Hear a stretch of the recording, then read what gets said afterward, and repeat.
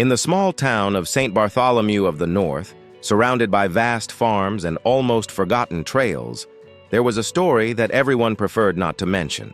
In 2010, a German tourist named Klaus Reinhardt mysteriously disappeared during a visit to an old farm located 40 kilometers from the city center.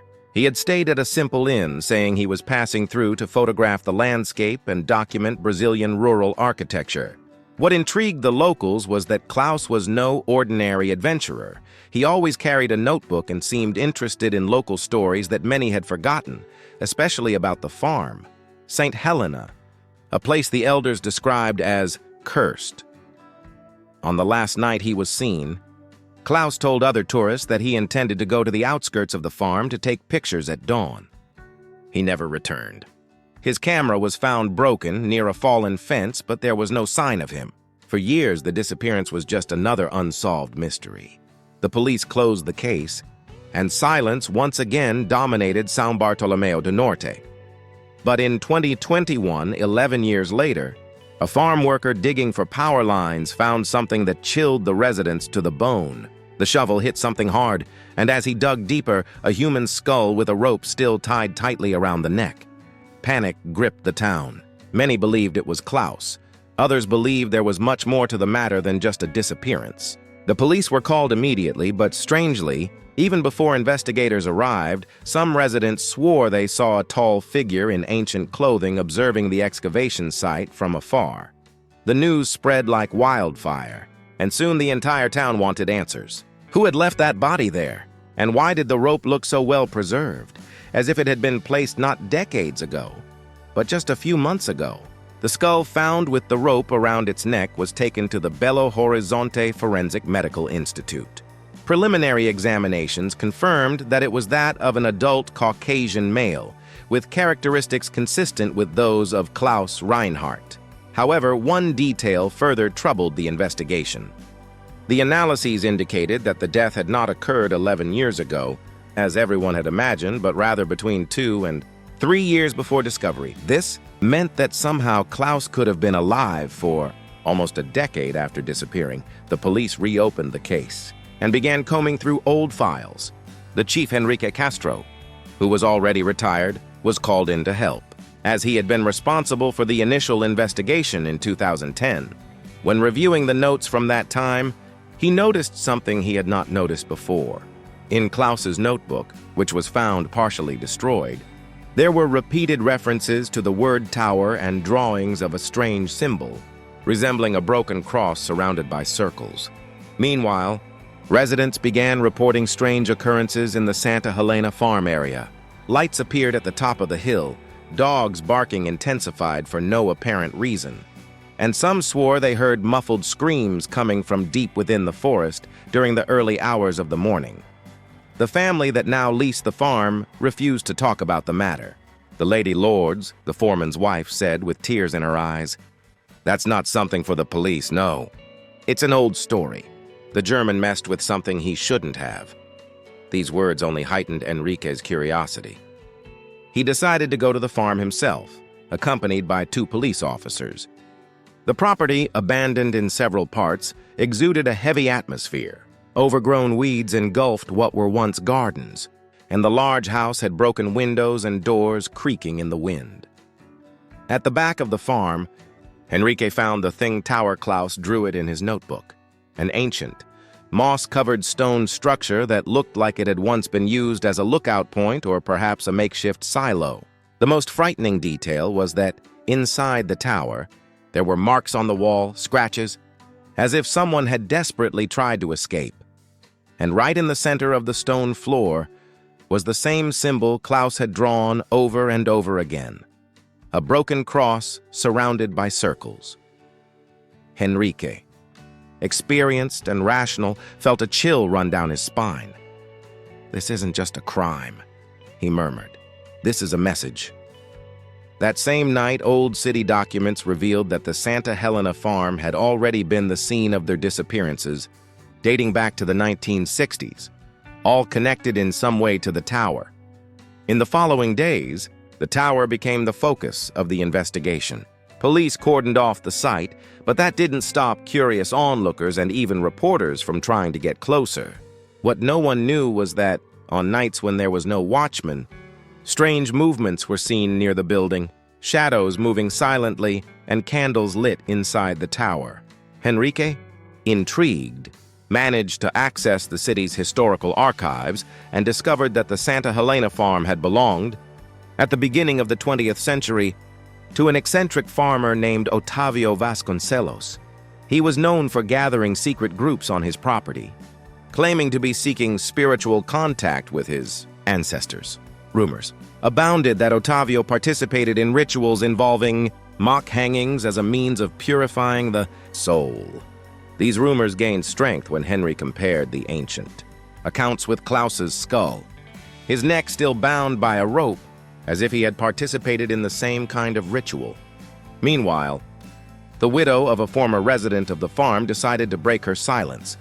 Mrs. Estefania, now almost 90 years old, called Henrique to his house and handed him a wooden box. Inside were yellowed letters written in German. "I found this in my husband's room many years ago. He never wanted to explain it to me. He just said it was dangerous," she murmured. Henrique took the letters to a translator, and the results astonished him. They were correspondence between Klaus and a man named Albrecht Miller, supposedly a German historian. In the letters, Albrecht said that the Tower of St. Helena was a place of passage, used by occult groups since the colonial period, and that there were still descendants of these groups in São Bartolomeu do Norte, ensuring that the secrets were never exposed. Even more disturbing, one of the letters described in detail the symbol of the broken, cross with circles, and mentioned that whoever was marked by it would never leave the earth in peace. Henry returned to the tower on a silent night, carrying only a flashlight. As he shone it on the walls, he noticed more recent symbols scratched with charcoal. These weren't ancient markings. Someone still used this place, and then he saw it. In the corner of the tower, almost erased, there was something written in German, in shaky letters.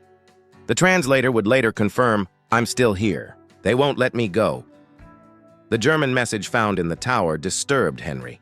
If Klaus had written it, it meant he had been stuck there for some time, perhaps years before his death. But how come no one in the region ever heard or saw anything? As he pondered, one detail kept coming to mind: the rope around Klaus's skull. It didn't just look like a hanging, it was a ritualistic symbol. Henrique then began discreetly investigating some of the older families in the region. And that's when the name Vasconcelos resurfaced, descendants of the farmer. Otavio still lived there, discreetly, scattered across small properties.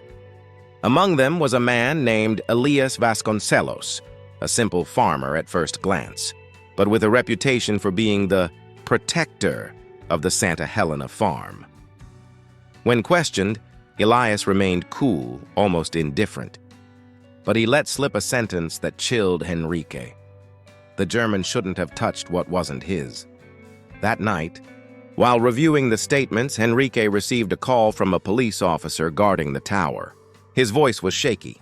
"Officer, someone came in here and left this on the floor." It was a small cloth bag. Inside were human teeth, clearly pulled out, along with a handwritten note. "The tower needs silence. It doesn't accept curious people." The case was beginning to take on the appearance of a living conspiracy.